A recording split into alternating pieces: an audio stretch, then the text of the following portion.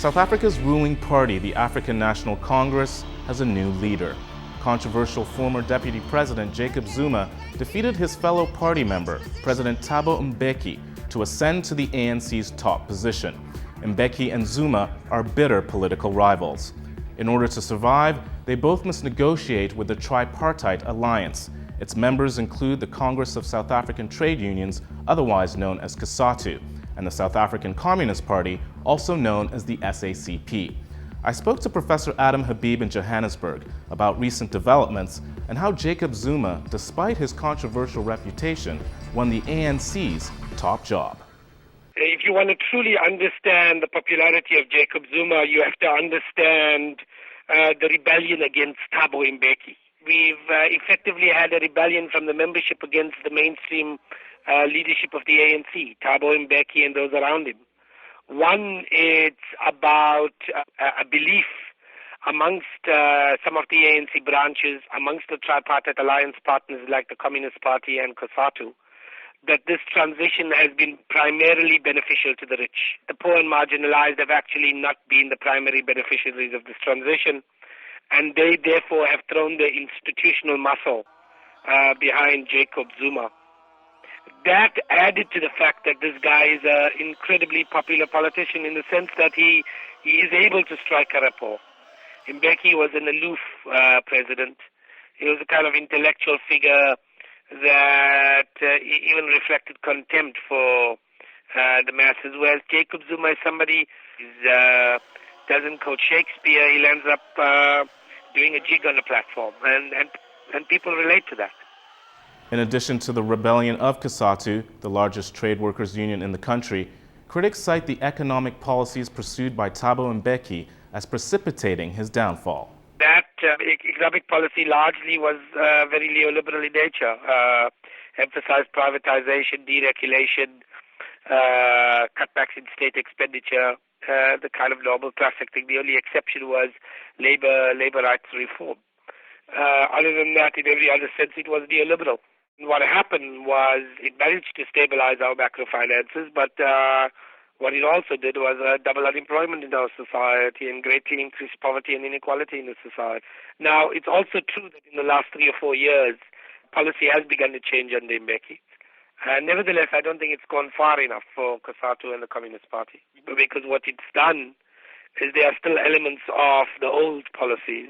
We still have a very rigid inflation targeting agenda. We have a very rigid deficits. We're still running a surplus. The morality of a society with a 40% unemployment and 50% poverty rate running a surplus is beyond me. And it is precisely that has made COSATU unhappy. They would like to see a greater shift to the left. But I think the economic policy is only one element of it. I think there's also COSATU and the Communist Party are very concerned about what they call the centralization of authority around Thabo Mbeki, which in part, I must add, I've argued is the product of the macroeconomic policy choices that Thabo Mbeki made. Nevertheless, the centralization of power around him, his manipulation of state institutions to settle political scores, etc., all antagonized the tripartite alliance partners, and Mbeki always had a very acrimonious relationship with the tripartite alliance partners. And all of this translated into quite a dislike for, and then ultimately the rebellion against Thabo Mbeki. Policies don't fundamentally change on the basis of individuals, even if those individuals are presidents. Policies are effectively a reflection of the balance of power. What Zuma has to his benefit is the structural constraints have changed quite dramatically in the last couple of years.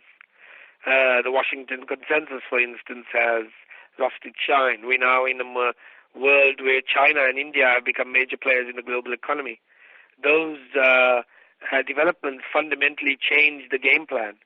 It fundamentally changes the relations of power and the possibilities for developing nations.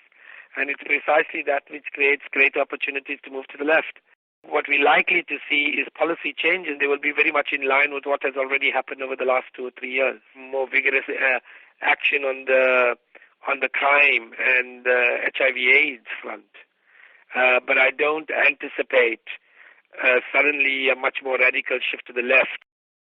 And I think what COSATU is hoping for is more open engagement. No stranger to controversy, Jacob Zuma may be on his way to becoming the next president of South Africa in 2009. He was acquitted of rape in 2006 and still faces charges of corruption over a government arms deal. The case remains before the National Prosecuting Authority of South Africa.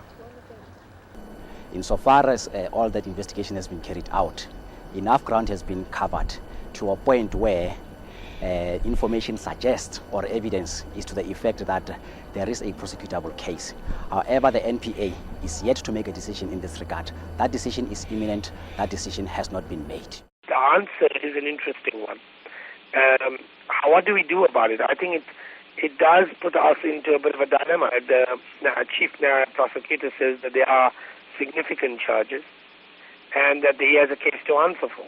Now, it seems to me that what we should do is following the South African Constitution and liberal sensibilities across the world. If there is a case to be made, he must then be charged. He must fight his case in court. If he's found guilty, he has to step down. If he is found guilty, I might add that the South African Constitution excludes him from having an office of state. Jacob Zuma might have won the ANC presidency, but by no means is it a done deal. I think this is the unfolding story for 2008. I also think the second story for 2008 is two centers of power. You have a ruling party under Jacob Zuma and a state presidency under Thabo Mbeki.